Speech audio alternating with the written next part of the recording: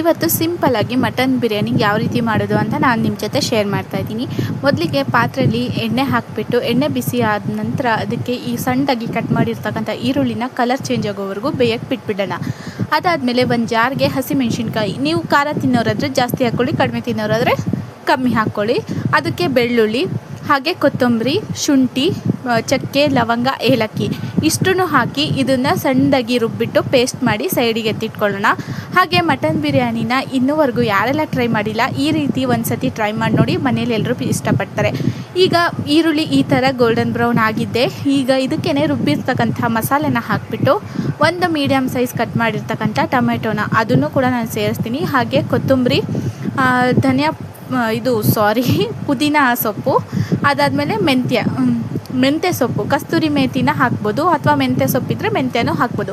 ಇಷ್ಟನ್ನು ಹಾಕಿ ಇದನ್ನು ಚೆನ್ನಾಗಿ ಮಿಕ್ಸ್ ಮಾಡಿ ಈಗ ಇದಕ್ಕೆ ಬೇಯ್ತಿರೋವಾಗ ನಾವು ಮೊದಲಿಗೆ ಬೇಯಿಸಿಟ್ಟಿರ್ತಕ್ಕಂಥ ಮಟನ್ನ ಆ್ಯಡ್ ಮಾಡಬೇಕು. ಯಾಕಂದರೆ ಮಟನ್ ಬೇಗ ಬೇಯಲ್ವಲ್ಲ, ಹಾಗಾಗಿ ಅದನ್ನು ಮುಂಚೆನೇ ನಾನು 4-5 ವಿಸಲ್ ಬೇಯಿಸ್ಕೊಂಡಿದ್ದೆ. ಅದಕ್ಕೆ ಅಚ್ಕಾರದ ಪುಡಿ, ಬಿರಿಯಾನಿ ಮಸಾಲ, ಮೊಸರು ನೀವೇನು ಹಾಕಬೇಕು ನಿಮ್ಮ ಮಸಾಲೆನ ಹಾಕ್ಬೋದು.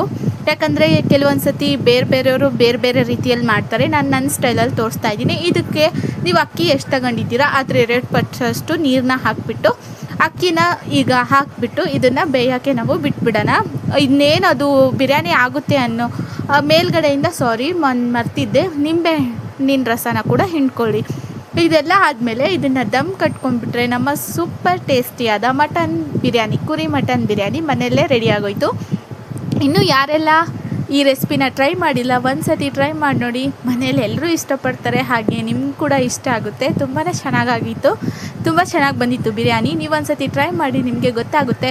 ಹಾಗೆ ಇನ್ನೂವರೆಗೂ ಯಾರೆಲ್ಲ ನನ್ನ ವೀಡಿಯೋನ ಸಬ್ಸ್ಕ್ರೈಬ್ ಮಾಡ್ದೇ ವೀಡಿಯೋ ನೋಡ್ತಾ ಇದ್ದೀರಾ, ಪ್ಲೀಸ್ ಚಾನಲ್ನ ಸಬ್ಸ್ಕ್ರೈಬ್ ಮಾಡ್ಕೊಳ್ಳಿ. ಇದೇ ರೀತಿಯಾದ ಈಸಿ ರೆಸಿಪೀಸ್ನ ನನ್ನ ಚಾನಲಲ್ಲಿ ನಾನು ಅಪ್ಲೋಡ್ ಮಾಡಿದ್ದೀನಿ. ಇನ್ನೂವರೆಗೂ ನೀವು ನೋಡಿಲ್ಲ ಅಂದರೆ ಒಂದು ಸತಿ ವಿಸಿಟ್ ಮಾಡಿ, ಚೆಕ್ಔಟ್ ಮಾಡಿ. ಆ ರೆಸಿಪೀಸ್ ನಿಮ್ಗೆ ಇಷ್ಟ ಆದರೆ ನನ್ನ ಚಾನಲ್ನ ಸಬ್ಸ್ಕ್ರೈಬ್ ಮಾಡ್ಕೊಳ್ಳೋದನ್ನ ಮರಿಬೇಡಿ. ಹಾಗೆ ಈ ರೆಸಿಪಿನ ಫ್ರೆಂಡ್ಸ್ ಫ್ಯಾಮಿಲಿ ಜೊತೆ ಶೇರ್ ಮಾಡಿ. ನೀವು ಕೂಡ ಖಂಡಿತವಾಗ್ಲೂ ಒಂದು ಮನೇಲಿ ಒಂದು ಸತಿ ಟ್ರೈ ಮಾಡಿ. ಇಲ್ಲಿವರೆಗೂ ನನ್ನ ವೀಡಿಯೋ ನೋಡಿದ್ದಕ್ಕೆ ತುಂಬ ಹೃದಯದ ಧನ್ಯವಾದ.